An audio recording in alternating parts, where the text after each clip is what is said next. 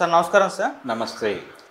Sir Delhi liquor స్కామ్‌లో కవిత గారిని ED arrest చేయడం, ఆమె ఇప్పుడు తిహార్ జైల్‌లో ఉండడం ఇవన్నీ చూసాం. ఆ తర్వాత మళ్ళీ సీబీఐ ఎంటర్ అయ్యి అరెస్ట్ చేసింది కవిత గారిని. అయితే ఈ నేపథ్యంలో కొన్ని వార్తలు రావడం చూస్తున్నాం. అంటే అప్రూవర్‌గా మారితే తప్పితే కవిత గారికి బెయిల్ దొరకదు, కవిత గారు బయటకి రాలేరు అని చెప్పేసి నరేషన్స్ బయటకొచ్చాయి. మరి ఈ నేపథ్యంలో అసలు కవిత గారు అప్రూవర్‌గా మారే ఛాన్సెస్ ఏమన్నా కనిపిస్తున్నాయా సార్? మీ ఒపీనియన్ ఏంటి దీనిపైన? ఇప్పుడు అంటే ఒక ప్రచారం బీఆర్ఎస్ కూడా చేస్తోంది బయట నుంచి. కవితని ఎందుకు అరెస్ట్ చేశారు? ఇదే వ్యవహారంతో సంబంధం ఉన్నటువంటి వ్యక్తులకేమో మీరు టికెట్లు ఇస్తున్నారు అక్కడ ఎన్డీఏ నుంచి. ఇప్పుడు మాగుంట ఇంటి పేరుతో శ్రీనివాసులు రెడ్డి గారి బంధువు ఒక ఆయన ఉన్నాడు కదా లిక్కర్ స్కామ్లో, ఢిల్లీ లిక్కర్ స్కామ్లో. మాగుంట సుబ్బరామరెడ్డి గారి తండ్రి గారి నుంచి వాళ్ళ వంశపారంపర్యంగా లిక్కర్ వ్యాపారంలోనే ఉన్నారు వాళ్ళు. ఎప్పుడైతే మద్యపాన నిషేధం అనేది రామారావు గారు పెట్టారో ఆర్థికంగా చాలా అతలాకుతలం అయిపోయినటువంటి పరిస్థితి ఆ కుటుంబానికి. అంటే చాలా వ్యాపారాలు వాళ్ళు క్లోజ్ చేయాల్సి వచ్చింది తర్వాత. ఉదయం అనే పత్రిక నుంచి వారు వెనక్కి వెళ్ళడానికి కారణం కూడా అదే, మద్యపాన నిషేధం. అలాగే ఆంధ్రపత్రిక రివోపెన్ చేద్దామనే ప్రోగ్రాం మొదలుపెట్టారు, దాని నుంచి కూడా వెనక్కి వెళ్ళాడు మాగుంట సుబ్బరామరెడ్డి గారు. అది కూడా మద్యపాన నిషేధ ఫలితమే. కాబట్టి లిక్కర్తో సంబంధం ఉన్నటువంటి ఆ పెద్ద మనిషికి కూడా మీరు టికెట్ ఇచ్చారు కదా ఎన్డీఏ నుంచి, ఆయన కూడా సంబంధం ఉంది. ఆయన తరఫున కూడా ఈవిడ పనిచేస్తోంది, సౌత్ లాబీలో ప్రముఖుడు కదా. అలాగే ఇక్కడ ఇంకొక పెద్ద మనిషి ఉన్నాడు దశరథ, ఆయన పరిస్థితి ఏమిటి? కాబట్టి వీళ్ళందరికీ లేనటువంటి ప్రాధాన్యత మధ్యలో వీళ్ళకి ఆ ప్రభుత్వానికి అనుసంధానకర్తగా వ్యవహరించారు అని కదా ఇప్పుడు ఆవిడ మీద ఎలిగేషను. ఆవిడనేమో తీసుకెళ్ళి జైల్లో పెట్టేశారు, ఇక్కడేమో వీళ్ళకి టికెట్లు ఇచ్చి కూర్చున్నారు. ఏం జరుగుతోంది అనే పద్ధతిలో కేటీఆర్ గారు కొంచెం బలంగా మాట్లాడుతున్నాడు. అయితే ఇక్కడ ఈ కేసులో విచిత్రం ఏంటంటే కేజ్రీవాల్ కూడా అరెస్ట్ అయ్యి లోపలే ఉన్నాడు.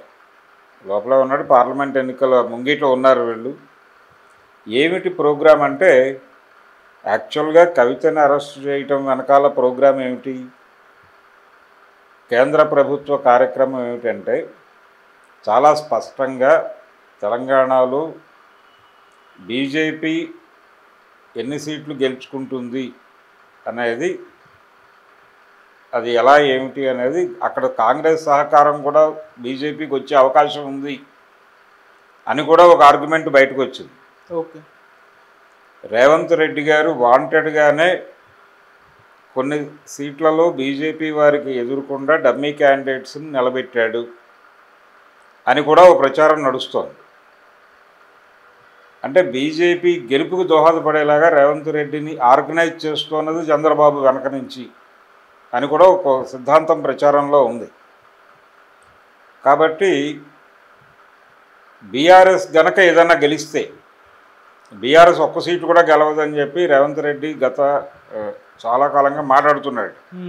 అంటే అసెంబ్లీ ఎన్నికల్లో గెలిచేసిన తర్వాత ప్రజల మూడు టోటల్గా టర్న్ అయింది అనే పద్ధతిలో మాట్లాడుతున్నాడు. కానీ ప్రమాదం ఎక్కడుందంటే తెలంగాణ ఎన్నికలకు సంబంధించి ఇంతకుముందు బీఆర్ఎస్కి పడినటువంటి సెటిలర్ ఓటు అంటే ఆంధ్రోళ్ళ ఓట్లు మాత్రమే కాదు, ప్రపంచవ్యాప్త సెటిలర్స్ ఉన్నారు ఇక్కడ, ఆంధ్రోళ్ళు మైనారిటీ మాత్రమే.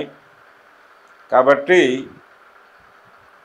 వాట్ ఎవర్ ఇట్ మేబీ ఈ సెటిలర్స్ ఓట్లు బలంగా బీఆర్ఎస్కి వెళ్ళినాయి గత ఎన్నికల్లో, అసెంబ్లీ ఎన్నికల్లో. ఈసారి ఆ పరిస్థితి లేదు.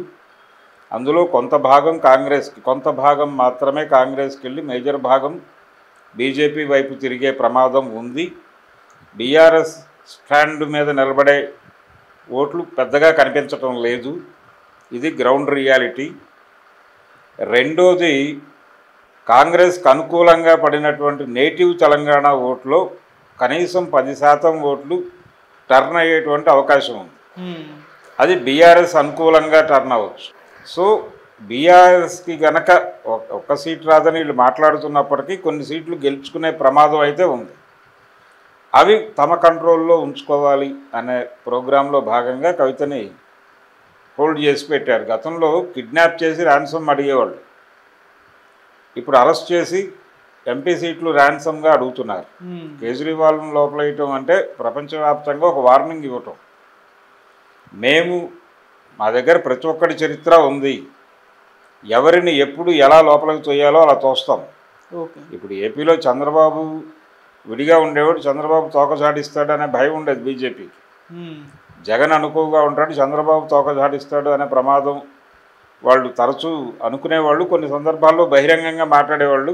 ఇప్పుడు చంద్రబాబు కూడా తోక తగిన పరిస్థితే ఉన్నాడు కదా కేసులు ఉండటం చేత. అందుకని వారి అరెస్టు, వారి మీద కేసులు పెట్టడం కేంద్ర హోంశాఖకి తెలిసినప్పటికీ ఆశీర్వదించారు తప్ప అడ్డుకోలేదు. సో ఇతను కూడా రిజిస్టర్ అయి ఉంటే మంచిది అనే ఉద్దేశం.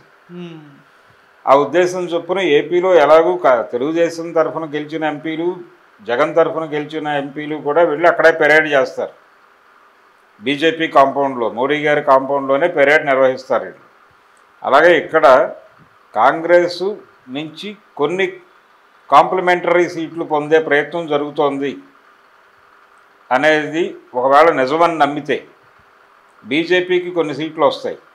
గతంలో 4 ఉన్నాయి వాళ్ళవి, ఇంకొంచెం పెరిగితే పెరగచ్చు, 1-6 పెరిగితే కాంగ్రెస్కి ఇమేజ్ పరమైన డ్యామేజ్ జరుగుతుంది. రేవంత్ రెడ్డి అది జరిగితే రేవంత్ రెడ్డిని మింగేద్దాం అని కొంతమంది వెయిటింగ్ ఇక్కడ కాంగ్రెస్లో.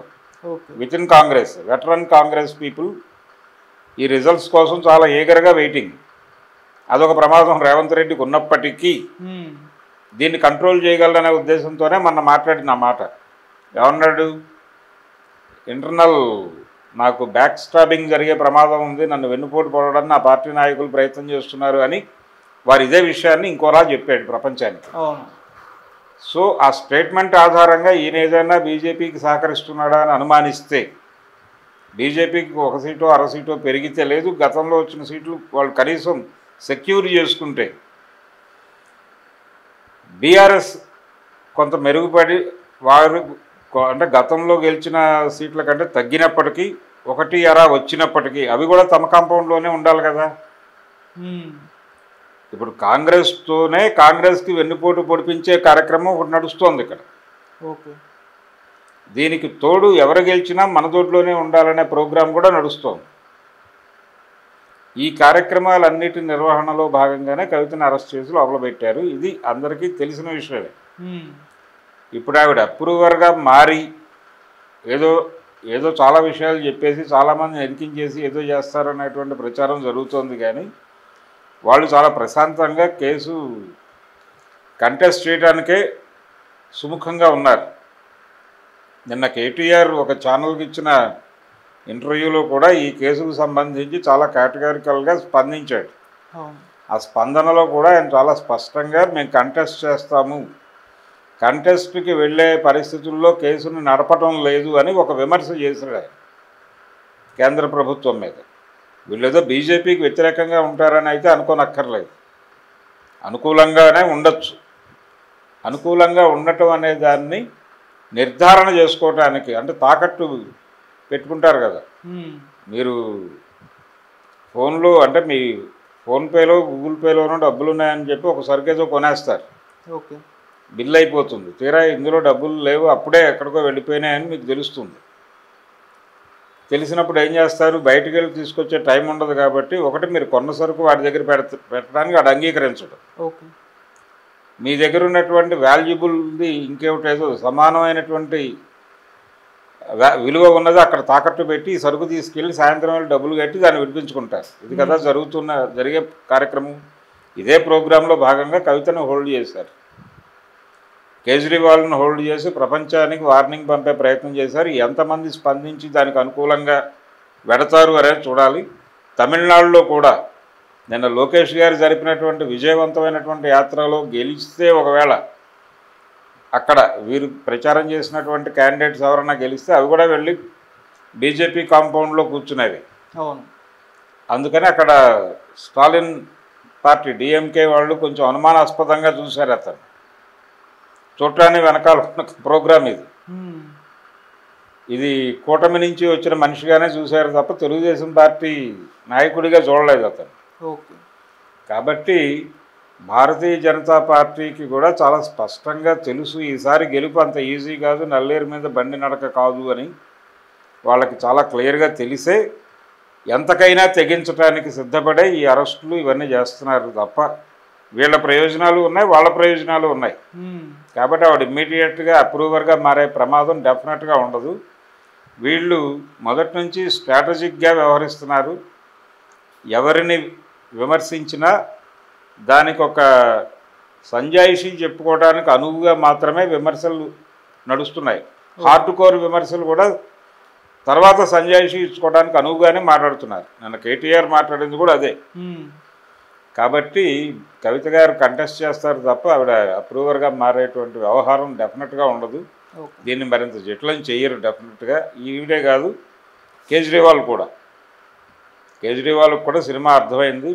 ఆప్ కూడా మొదటి రోజు అరెస్ట్ జరిగిన రోజు చేసిన గొడవతో పోలిస్తే ఇప్పుడు ఏమీ లేదు, నార్మల్సీకి వచ్చేసింది.